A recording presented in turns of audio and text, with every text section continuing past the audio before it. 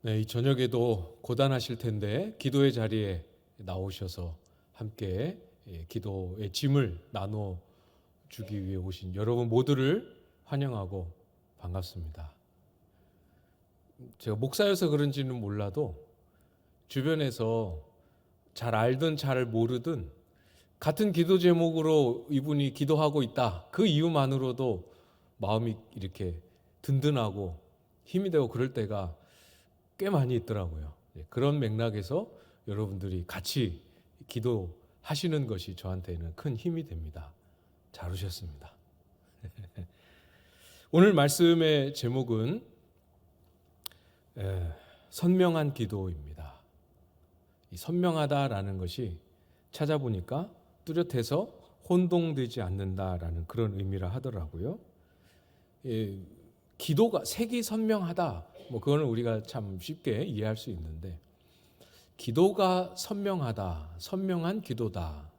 어떤 기도를 선명한 기도라고 표현하고 싶은 걸까? 생각을 해보면 좋을 것 같아요. 다윗의 기도는 다른 시편도 마찬가지겠지만 오늘 시편은 특히 다윗이 평소에 어떤 삶을 살아왔는지, 어떤 마음을 가지고 살아왔는지가 다윗의 나눔을 들어보지 않아도 그의 기도 속에 선명하게 다 드러나 보입니다. 그런 의미에서 선명한 기도 이렇게 제목을 잡아봤어요.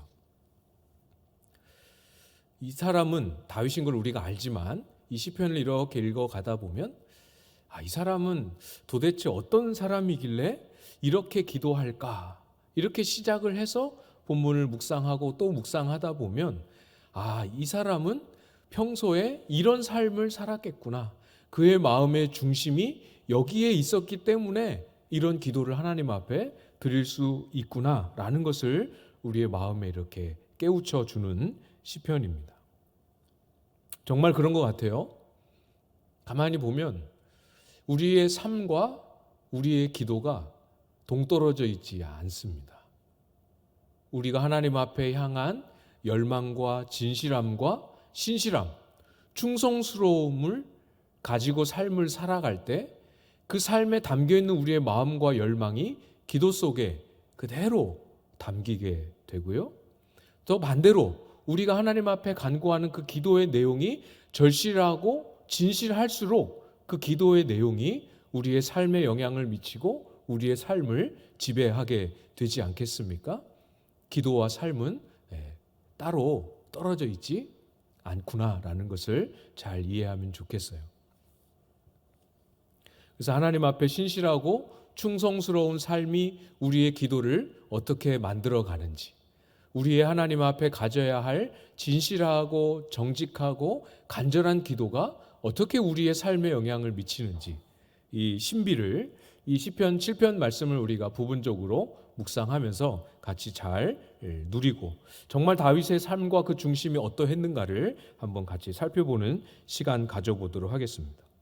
먼저 1절 말씀을 보시면 여호와 내 하나님이여 내가 주께 피하오니 나를 쫓아오는 모든 자들에게서 나를 구원하여 내소서.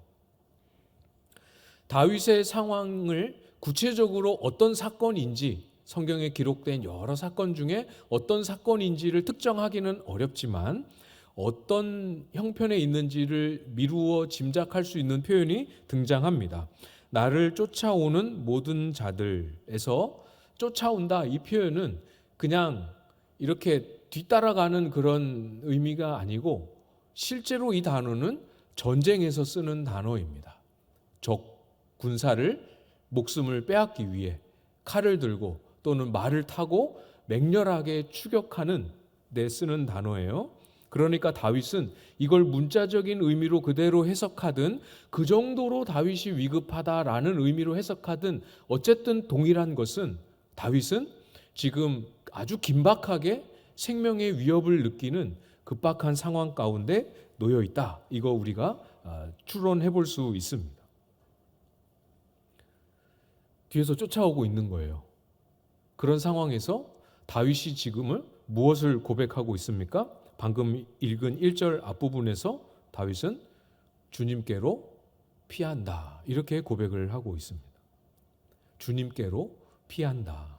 적이 쫓아올 때, 근데 이제 본문의 맥락상 우리가 확인은 아직 안 했지만 사실 이 적들의 추격은 억울하고 무고한 고소에 의한 추격이기 때문에 다윗의 입장이 굉장히 억울한 입장인데, 이런 상황이 되면 일단 우선적으로 취할 수 있는 조치들이 많이 있음에도 불구하고 다윗은 다른 것 아무것도 할 수 없는 사람처럼 온 마음으로 하나님을 의지하고 하나님을 찾고 있는 그 모습, 그 마음을 고백하고 있는 거예요.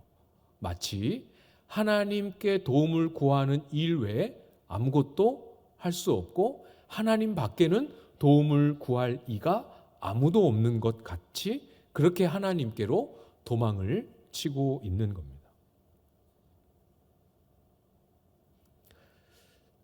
여러분 같으면 어떻게 하시겠습니까? 억울하면 막 이 큰 공경에 처했는데 이 공경이 내가 뭘 실수하거나 잘못해서 일어난 일이면 그래도 이게 그 사람에 대한 미움과 원망은 덜할 텐데 억울하게 생명의 위협을 당하고 있습니다. 보통은 어떻게 하겠습니까? 억울하면 누군가를 찾아가서 이 억울함을 호소하든지, 아니면 이 스케일이 좀 크고 법적으로도 문제가 될 소지가 있다면 변호사를 찾아가든지 가서 상담을 받든지 여러 가지 할 수 있겠지만, 다윗의 입장에서도 다윗이 왕이잖아요. 왕의 권력을 가지고 있잖아요. 할 수 있는 일이 많이 있겠지만 일단 가장 먼저 제일 우선적으로 하나님을 찾고 하나님을 부르고 있습니다. 아유, 목사님 당연하죠. 어려움을 처했으면 우리가 당연히 기도해야죠. 이렇게 생각하시는 분 혹시 있으신지 모르겠습니다. 이게 당연하다고 여기시는 분은 그만큼 이제 일상에서의 삶에 잘 훈련이 되어 있어서 그럴 수 있을지 모르겠지만, 그런 훈련이 밑바탕이 되어 있지 않으면 결코 이것이 머리로는 하나님을 의지해야 된다는 거 모르는 사람이 없지만, 실제로 이렇게 긴박하고 억울한 상황을 마주했을 때 즉각적으로 제일 먼저 우선적으로 하나님을 찾고 의지하는 것이 당연한 일이 아닙니다. 연습하고 훈련되지 않았으면 이 상황에서 하나님을 먼저 못 찾아요. 말씀드렸던 것처럼 내가 할 수 있는 일, 내가 예전에 취했던 방식들, 내가 도움을 구할 수 있는 사람들, 이런 방식들이 먼저 떠오르고 먼저 그것을 취하게 되지, 하나님을 먼저 찾는 것 결코 쉬운 일은 아닙니다.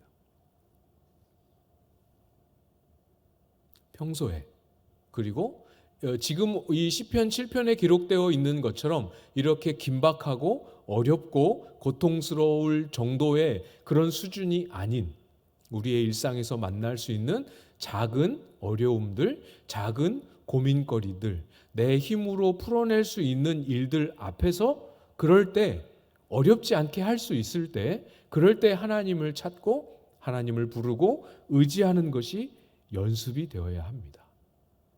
우리의 몸이, 우리의 생각이 우리의 자연스러운 삶의 습관처럼 길들여지도록 그렇게 하나님을 찾아야 하는 거죠. 다윗이 평소에 하나님을 참 많이 찾고 의지하는 삶을 보여주었습니다. 얼마나 다윗이 하나님을 의지하는데 잘 훈련되어 있는 사람인가 하는 것은, 그런 관점을 가지고 이 사무엘 상하에 다윗의 그 흔적들을 쭉 읽어보면 정말 많이 찾을 수 있어요. 하나만 생각해 볼까요? 다윗이 왕이 되기 전에 사울로부터 계속 생명의 위협을 받으며 쫓기던 시절, 그 시절에 다윗에 이렇게 추종하는 무리들이 좀 생겼습니다. 그 상황에서 블레셋 사람들이 그일라 땅에 들어와서 그일라 땅을 이제 빼앗고 약탈한다, 이 소식을 다윗이 자기들의 신복들을 통해서 듣게 됩니다. 어떻게 해야 됩니까? 가서 늘 했던 것처럼 블레셋 사람과 싸워서 블레셋 사람들을 몰아내고 그일라 땅의 사람들을 구원해내는 이 역할을 해주어야 함이 마땅하지만, 그리고 할 수 있지만, 다윗은 어떻게 합니까? 하나님을 찾아가서 엎드려 여쭙습니다. 어떻게 할까요? 어떻게 할지 본인이 충분히 생각할 수 있을 것 같은데 어떻게 할까요? 여쭙습니다. 하나님은 가라, 그일라 거민을 블레셋의 손에서 구원하라 라고 명령하십니다. 가려고 했더니 다윗을 추종하는 사람들이 반대하는 거예요. 만약 그렇게 그일라 사람들을 구원하기 위해서 블레셋 사람과 전면전을 펼치면 다윗이 지금 어떤 상황이라고 말씀드렸습니까? 사울에게 쫓기는 신세였잖아요. 그러니까 자신의 위치와 신변이 그대로 노출이 되고 곧바로 사울의 추격을 받을 수밖에 없기 때문에 그거는 사지로 걸어서 들어가는 행동입니다. 이러면서 신복들이 반대합니다. 그때 신복들의 말도 듣지 않고 다시 하나님 앞에 여쭙고 기도합니다. 제가 굉장히 위험한 상황인데 정말 가도 괜찮을까요? 그때 재차 하나님의 응답, 가라, 그일라 사람들을 블레셋의 손에서 구원하라 라고 하는 재차 하나님의 응답을 확인하고 나서는 주저하지 않고 또 자신의 위협을 감수하고 전쟁에 뛰어듭니다. 이 사람들을 구원해야 된다는 명분, 이걸 먼저 선택하지 않았어요. 다윗에게는 명분이 더 중요하지 않았습니다. 자신이 위험을 감수해야 된다라는 사실도 알았지만 그것 때문에 주저하지 않았어요. 자신이 어떻게 될지도 모른다라는 사실도 다윗에게는 중요하지 않았습니다. 뭐가 다윗에게 제일 중요했습니까? 하나님의 뜻이 뭐냐? 그리고 이 일을 하나님이 기뻐하시는가? 이 일을 하나님이 도우시는가? 이것이 다윗에게는 제일 중요했습니다. 다윗이야 워낙 그런 모습을 많이 보여줘서 그러려니 할지 모르겠습니다. 그러나 그 본문 흐름 속에 바로 등장하는 사울의 모습과 비교를 해보면 금방 확인할 수 있어요. 사울은 어떻게 했냐면 사무엘상 23장 7절 8절 말씀을 제가 읽어드릴 테니까 잘 한번 들어보십시오. 다윗이 그일라에 온 것을 어떤 사람이 사울에게 알림해 사울이 이르되 하나님이 그를 내 손에 넘기셨도다. 그가 문과 문 빗장이 있는 성읍에 들어갔으니 갇혔도다. 사울이 모든 백성을 군사로 불러 모으고 그일라로 내려가서 다윗과 그의 사람들을 애워싸려 하더니. 내용 이해되셨습니까? 다윗과 사울의 행동이 어떻게 대비되는지 보이시나요? 다 할 수 있을 것 같은 일도 다윗은 하나님께 여쭙고 확인했지만 사울은 어떻게 합니까? 정작 하나님께 묻고 확인해야 할 내용을 묻지도 않고 확인하지도 않고 이거는 하나님이 다윗을 내 손에 넘겨주신 거다라고 매우 경솔하고 위험한 결론을 내립니다. 다윗에게는 뭐가 중요합니까? 하나님의 뜻이 뭔지, 하나님이 나를 도우시는지 이거는 안 중요해요. 상황이 지금 될 상황인지 아닌지, 자기가 원하는 결과가 왔는지 안 왔는지, 이것이 사울에게는 중요했습니다. 우리의 모습, 다윗과 사울을 비교했으니까 우리하고도 한번 비교해 볼까요? 하나님을 의지하는데 굉장히 집요하게 하나님을 찾았던 다윗의 모습, 반대로 전혀 하나님의 도움과 하나님의 뜻이 무엇인가는 중요하지도 않고 관심도 없었던 사울의 모습. 어디에 나의 삶과 내가 살아가는 삶의 방식은 누구에게 더 가까운가? 다윗에 가까운 것 같습니까? 사울에게 더 가까운 것 같습니까? 이 본문을 이런 식으로 이렇게 쭉 묵상하면서 그렇구나라는 깨달음이 오더라고요. 사울은 왜 시편을 하나도 못 썼는지 알겠더라고요. 다윗은 왜 그렇게 많은 시편을 하나님이 쓰도록 그의 기도를 이렇게 역사의 후대에 많은 사람의 기도의 모델로 제시해 주셨는지 알겠더라고요. 그 중심에 진짜 하나님이 필요한 사람의 기도는 진짜 기도가 되는 것이고, 하나님이 안 필요하니까 형식적으로 만들어내서 하는 사람의 기도는 아무리 그럴듯한 표현이어도 하나님께나 우리에게나 별로 유익하지 못하구나. 정말 그렇겠구나 하는 생각이 본문을 준비하다가 제 마음에 많이 들었습니다. 연습해야 됩니다. 다윗처럼 결정적인 순간에, 정말 내 인생의 중요한 결정적인 순간에 그냥 자연스럽게 하나님을 딱 붙잡을 수 있을 만큼 평소에 작은 일에도 하나님을 먼저 찾아보고 그냥 연습한다 생각하고 하나님을 먼저 여쭤보고, 다음 설교 본문이 뭔지 정해져 있어도 하나님 뭘로 할까요? 설교 내용이 어떻게 구성되어야 될지를 흐름이 이렇게 준비되어 있어도 어떻게 본문을 풀어가야 할까요? 책상 앞에 앉아서 써도 타이핑을 하면서 써려 내려갈 수 있지만 일단은 하나님께 여쭤보고 기도하고, 내가 사람들을 만나서 뭘 얘기해 줘야 될지 잘 준비했지만 그래도 먼저 하나님께 여쭙고 뭐라고 이야기할까요? 어떻게 말하는 게 좋을까요? 내가 할 수 있지만 하나님 도와주셔야 됩니다.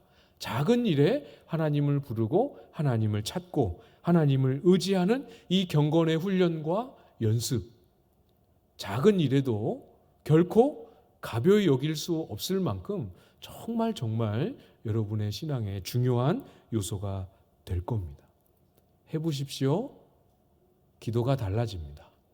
기도만 달라집니까? 그렇게 작은 일에 하나님을 찾고 의지하다 보면 하나님이 주셨다라고 하는 작은 일에도 하나님이 하신 일이 무엇인지를 발견하는 그런 기쁨도 보너스로 주어지게 될 거예요.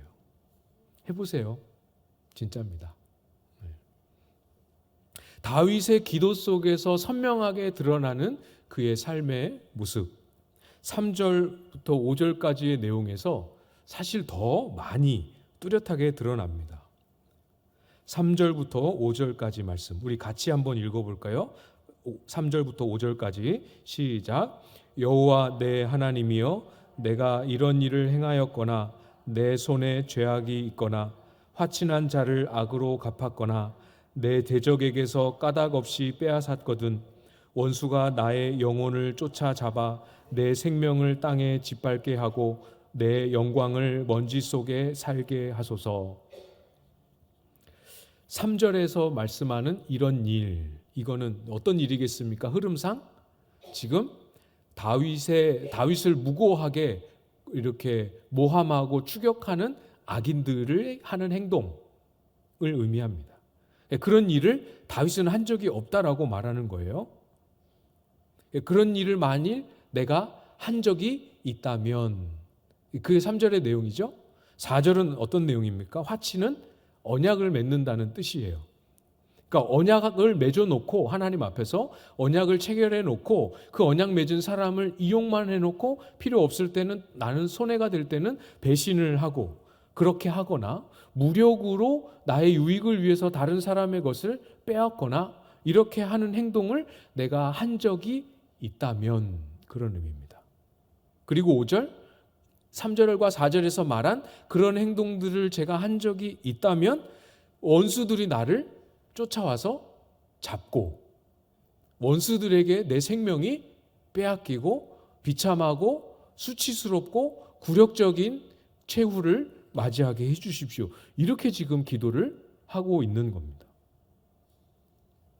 오해를 하시면 안 되는 게, 도대체 다윗은 평소에 얼마나 완벽하게 살았길래 이런 순간에 자기는 아무런 잘못이 없으니까 조금이라는 잘못이 있으면 제가 저 원수들의 손에 죽겠습니다. 얼마나 완벽하게 살았길래 이런 기도를 할 수 있을까? 이렇게 이해하면 안 되겠죠? 다윗이라고 왜 실수가 없었겠으며 실패가 없었겠으며 다른 사람의 마음을 상하게 한 일이 왜 없었겠습니까? 우리가 알고 있는 일 속에도 있지 않습니까? 그렇죠? 이 고백 속에 다윗의 어떤 삶이 담겨 있는지를 맥락 안에서 좀 잘 이해할 필요가 있습니다. 무슨 말이냐면, 지금 다윗은 자기를 억울하게 모함하고 추격하며 위협에 빠뜨리고 있는 그 악인들이 자신을 위협할 때 자기도 똑같이 거짓말로, 자기도 똑같이 언약을 배반하는 방식으로 그 사람들의 악에 대응한 적이 없다, 이런 말입니다. 예를 들어보면 이런 거죠. 사람들이 거짓말로 없었던 일을 막 꾸며내서 다윗이 이런 일들을 했다, 이렇게 거짓말로 하고 여론을 이렇게 만들고 이 악인들이 다윗의 생명을 빼앗으려는 시도를 정당화하는 그런 이제 이렇게 말을 했다고 했을 때 우리 같으면 어떻게 하겠습니까? 너 그랬어? 그럼 너도 똑같이 당해봐. 그래서 내 친한 사람들한테 나도 똑같이 거짓말로 이렇게 그 사람이 해가 될 거짓말을 해가지고 똑같이 되갚아주는 일을 다윗이 하지 않았다는 겁니다. 그걸 하지 않고 다윗은 어떻게 했습니까? 억울하고 거짓으로 모함하는 그 상황에 다윗은 대꾸하지 않고 침묵으로 입을 열었다면 오직 하나님께만 열기만 했다라는 거죠. 다윗이 대꾸하지 않고 대응을 안 했습니다. 그러니까 주변 사람들이 보면 어떤 모양새가 되는 거겠어요? 사람들이 다윗을 막 이제 잘못한 거를 막 이렇게 이야기하는데 다윗이 아무 대꾸가 없어요. 그럼 사람들이 어떻게 생각하겠습니까? 사람들이 하는 말이 맞네. 다윗이 잘못한 게 맞나 보네. 이렇게 생각하지 않겠습니까? 오해인데 오해가 진실처럼 되어버리는 그런 상황이 오더라도 다윗이 그것을 격분하면서 똑같은 거짓말이나 똑같은 악행이나 똑같은 배신으로 이 상황을 대처하지 않고 기다리고 버티고 있다라는 겁니다. 자기 손으로 복수하지 않았습니다. 하나님께로 피하는 일 외에 아무런 대응을 하지 않았습니다. 어떻게 이렇게 할 수 있을까요? 이거 결코 쉬운 일이 아닌데 다윗이 어떻게 이렇게 할 수 있었겠습니까? 평소에 그렇게 살았던 거죠. 억울해도 하나님 앞에 가서 어찌하여 저에게 이런 일이 벌어지나이까 그렇게 하면서 하나님 앞에서 하소연하고 통곡은 할지언정 그 억울함을 자기 손으로 풀려고 섣불리 나서거나 행동하는 그렇게 안 하는 걸 삶의 원칙으로 세웠던 사람입니다. 여러분 다윗이 사울에게 쫓김 당할 때 명분도 있고 기회도 있지만 사울을 어떻게 해볼 수 있는 기회도 명분도 있지만 다윗이 나서지 않았던 그런 모습들을 우리가 기억하고 있지 않습니까? 사람들이 자기를 향해서 거짓말을 해도 똑같은 거짓말로 대응하지 않는 것을 똑같은 나에게 죄를 행해도 똑같은 죄로 대응하지 않는 것을 삶의 철칙이요 원칙이요 기준으로 삼고 살아왔던 거죠. 그랬기 때문에 사울 왕도 자기 손으로 해하려고 하지 않고 끝까지 참고 끝까지 인내할 수 있었던 거죠. 다윗의 성향과 다윗의 성정이 그런 사람이어서가 아니라 그게 성경이 가르치는 삶이기 때문에 그렇죠. 로마서 12장 21절 말씀에 악에게 지지 말고 선으로 악을 이기라라는 말씀이 있습니다. 악을 만났을 때 똑같은 악으로 반응하면 그 악에게 지는 거죠. 악을 마주했을 때 대응하기를 멈추고 모든 억울함과 분함은 하나님께 맡기고 하나님이 갚아주실 것을 신뢰하고 다 맡기고 내 마음속에는 악을 행하지 않고 선을 지키는 그것에 연연하고 집중하는 것. 이것이 하나님이 우리에게 말씀하신 삶이고 다윗이 그때 당시에도 오랜 세월을 지키고 붙들었던 삶의 원칙입니다. 다윗의 신실함이 말씀을 지켜내려는 그 신실함이 어떻게 기도의 내용 속에 들어오고 있는지 잘 정돈이 되시죠? 말씀을 따르는 삶, 성경이 가르쳐 주는 것을 나의 삶의 원칙으로 삼고 어떻게 해서든 그것을 반드시 지켜보고자 하는 그런 삶의 태도가 우리의 기도를 더 단단하고 더 견고하고 더 깊어지게 만드는 겁니다. 말씀을 새롭게 깨닫는 것도 중요하지만 이미 하나님이 우리에게 가르쳐 주신 말씀, 우리가 신앙생활을 오래 해오면서 깨닫고 우리의 머릿속에 마음속에 이미 신앙의 중요한 지침이요 원리로 정돈되어 있는 그 말씀들을 의미하는 겁니다. 그것을 내가 알고 있는데 그치지 않고 내 삶의 원리로 원칙으로, 내 인생 가치관과 철학으로 내가 죽어도 이거는 지킨다라는 삶의 소신으로 만들고 지켜내려는 몸부림. 이것이 우리의 기도를 새롭게 만드는 거죠.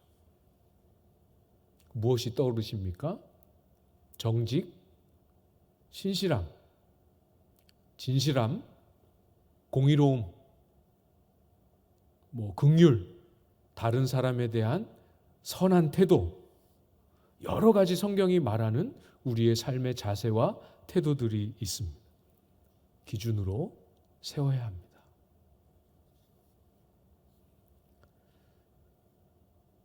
그 기준을 세우고 그 원칙을 지키기 위해 애쓰지만 사실 누가 알아주지도 않아요. 그렇죠?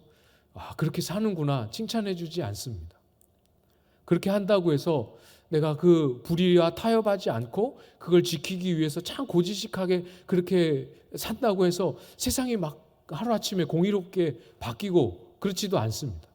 그래서 어느 순간 문득 그런 생각 들어보신 경험이 있으실 거예요. 내가 이렇게 손해보면서 이 원칙 지키면서 산다고 발버둥 쳐봐야 무슨 소용이 있나? 아무도 그렇게 안 사는 것 같은데. 어떤 결과를 바라보고 그렇게 하는 것이 아니라 그걸 명령하신 분이 우리 하나님 아버지이시니까. 우리 하나님 아버지 우리가 사랑하니까. 그러니까 그분이 기뻐하시는 것을 내 삶에 조금의 손해나 불편함이 있더라도 그것을 나의 소원으로 삼고 다른 이유 없는 거예요. 사랑하니까 행하는 겁니다. 다윗의 기도, 그가 어떻게 살아왔는지 뿐만 아니라 이 사람의 마음의 끝자락에 무엇이 들어있는지, 지난 주일에 왜 숨은 허물 이러면서 우리 마음속 깊은 곳에 들어가 있는 숨은 거 이런 거 나눴지 않습니까? 그 마음의 꺼풀을 벗기고 들어갔을 때 그 속에 뭐가 있는지 다윗은 보여요. 이 시편에 보입니다. 5절 말씀에 보시면 방금 읽었던 말씀인데요. 원수가 나의 영혼을 쫓아잡아 내 생명을 땅에 짓밟게 하고 내 영광을 먼지 속에 살게 하소서. 이 기도의 내용, 정반대의 기도죠. 자신이 지금 건져달라고 했던 그 대적들의 손에 잡혀서 죽고 그 손에 잡혀서 굴욕과 수치를 당하게 해달라는 그런 기도입니다. 내용이 그런 기도예요. 그러니까 지금까지 해왔던 기도와 정반대의 기도입니다. 1절에서 나를 쫓아오는 모든 자들에게서 나를 구원하여 내소서 이렇게 했잖아요. 그 기도를 정반대로 하고 있습니다. 2절에서 건져낼 자가 없으면 그들이 사자같이 나를 찢고 뜯을까 하나이다 이렇게 기도했습니다. 그들을 사자에 비유하고 하나님이 건져주시지 않으면 나는 그 입에 물린 양의 비유를 해서 저는 이제 곧 죽습니다 이렇게 기도했는데 그 기도를 다 뒤집어서 거꾸로 저 사자 같은 자들이 양 같은 나를 물어뜯고 삼키고 잡아 죽여도 좋습니다 이렇게 기도하고 있는 거예요. 물론 조건이 있죠. 3절과 4절에 있는 그런 악인들의 행동을 내가 똑같이 하는 방식으로 복수하고 반응했다라고 한다면 이라고 조건이 달려 있지만 아무리 조건부라 할지라도 자기가 이렇게 간절하고 급박하게 했던 기도를 정반대의 표현으로 하고 있는 겁니다. 이렇게 위급한 순간에, 이렇게 다급한 순간에 이렇게 매끄럽지 않고 이렇게 효율적이지 못하며 이렇게 거칠고 이렇게 과격한 기도를 담아야 할 이유가 있었을까요? 굳이 이렇게까지? 그런 생각이 들 만한 표현이요. 그런 생각이 들 만한 기도입니다. 여기에 다윗의 마음의 끝자락이 무엇인지가 보이는 거죠. 다윗은 물론 원함이 없었던 것은 아니지만 다윗 마음의 그 끝에는 자신의 상황의 해결, 이 곤경에서 벗어남, 마음의 끝자락이 거기가 있는 것이 아닙니다. 해결되기를 원하는 마음이 있기는 있지만 정말 다윗의 마음의 끝자락은 하나님의 공의로운 심판에 닿아 있는 거예요. 해결을 원하기도 하지만 이 해결이 하나님의 공의와 무관하다면 그 해결이 다윗 자신에게는 별로 기쁘지 않는 그런 마음. 어떤 마음인지 여러분 이해하실 수 있으시겠어요? 반대로 자기에게는 조금 불리하고 조금이 아니라 큰 어려움이 될 수도 있다 하더라도 그것이 하나님의 공의로움의 행위라고 한다면 기꺼이 받아들일 만큼 마음의 준비가 되어 있는 다윗의 마음 동기. 어디에 다윗의 마음의 끝자락이 어디에 가 있는지 선명하게 드러나죠. 그래서 7절, 8절에 보면 하나님을 온 세상의 심판자로 묘사하면서 하나님의 다스리심이 임하기를 간구하고 있습니다. 민족들의 모임이 주를 두르게 하시고 그 위에 높은 자리에 돌아오소서. 여호와께서 만민에게 심판을 행하시오니 여호와여 나의 의와 나의 성실함을 따라 나를 심판하소서. 건져주소서만 기도한 게 아니라 심판하십시오라고 동시에 기도하고 있습니다. 적절한 수준, 적당하게 젠틀한 기도가 아니죠. 굉장히 극단적입니다. 굉장히 거칠고 과격한 기도입니다. 굉장히 원색적인 기도입니다. 그만큼 다윗의 마음의 끝에는 하나님의 뜻이 무엇이고 하나님의 공의로운 심판의 날이 어디를 향하고 있으며 이 상황이 하나님 눈에는 어떻게 보일 것인가, 이것이 다윗에게는 더 중요하고 더 마음의 소원으로 자리 잡고 있었던 거죠. 이 다윗의 중심에 치열한 고민이 이런 놀라운 기도를 만들어내고 있는 겁니다. 반대로 다윗을 추격하고 있는 대적들은 어떤 모습입니까? 우리가 읽지는 않았습니다만 14절에 보시면 악인이 죄악을 낳으며 재앙을 베어 거짓을 낳았도다. 죄악을 마음속에 죄악을 품고 죄악을 만들어내는 모습을 구체적으로 그 사람을 죽이고자 하는 재앙을 품었다는 거죠. 배웠다라는 건. 그리고 거짓이라는 거짓 모함이라는 방식으로 그 악한 도모를 실행에 옮겼다는 겁니다. 재앙을 위한 계획을 품은 모습. 악인들의 마음의 중심이 어디 있는지가 선명하게 고백되고 있지요. 이런 마음을 품은 악인들도 이스라엘 사람들이니까 똑같이 제사도 드리고 기도도 했겠죠. 아무리 좋은 말로 아무리 성경적인 표현을 가지고 와서 기도한다 한들 그 기도에는 다윗의 기도처럼 선명하게 기도자의 마음이 들여다 보이지 않겠죠. 무슨 생각을 하는지, 마음의 원함이 무엇인지, 저 기도가 얼마나 진실한 기도인지 보이지도 않고 느껴지지도 않을 겁니다. 그런 기도는 아무런 가마력 없이 허공을 떠돌고 맴돌 뿐이죠. 하나님도 안 기뻐하시고 본인에게도 아무런 유익이 없을 수밖에 없습니다. 재앙을 품은 기도니까 온갖 좋은 말로 자신 속에 있는 악과 악한 도모를 숨겨야 하니까 오히려 기도와 그의 삶과 하나님 앞에서 보이는 태도는 훨씬 더 위선적인 모습이 될 수밖에 없었겠죠. 주 안에 사랑하는 우리 성도님 여러분, 우리가 하나님 앞에 드리는 이 기도가 한마디 한마디가 살아있고 한마디 한마디가 정말 하나님께 전하여 올려드려지고 이 기도가 하나님이 들으시고 하나님이 기쁨이 된다는 것을 우리도 느끼는, 그렇게 새롭고 충만한 기도가 되길 원한다면 우리의 삶이 하나님의 성품과 그 성품이 담긴 말씀에 먼저 헌신되어야 합니다. 하나님을 더 깊이 사랑하고 그 말씀에 더 깊이 헌신되어서 하나님의 말씀을 따라 살고 하나님의 말씀이 우리의 삶의 기준과 원칙이 되는 그런 치열함의 삶의 흔적들이 켜켜이 쌓이고 누적이 되면서 우리의 기도는 새로워지게 되는 거죠. 우리의 속에는, 우리의 마음 속에는 이렇게 하나님 앞에 바로 서고자 하는 몸부림 때문에 소갈이도 생기고 갈등도 생기고 고민과 염려도 생기고 이 속은 정말 복잡하고 어지러울지 모르지만 그런 과정을 통해서 우리에게 주신 그 한 걸음 한 걸음을 순종하며 나아가지만 어느새 나도 모르게 문득 돌이켜 봤을 때 나의 기도와 나의 삶과 나의 인격에 나도 모르는 사이에 천국을 품고 천국을 소유한 모습으로 바뀌어가고 있는 것을 보게 될 것입니다.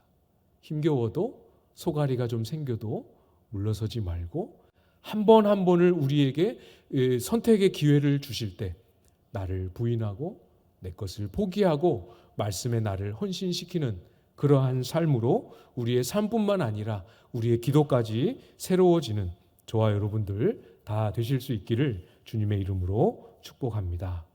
우리 들은 말씀 가지고 같이 기도하는 시간 갖도록 하겠습니다. 말씀 들은 것으로 우리 기도할 때 먼저 우리의 삶을 좀 돌아보면서 기도했으면 좋겠습니다.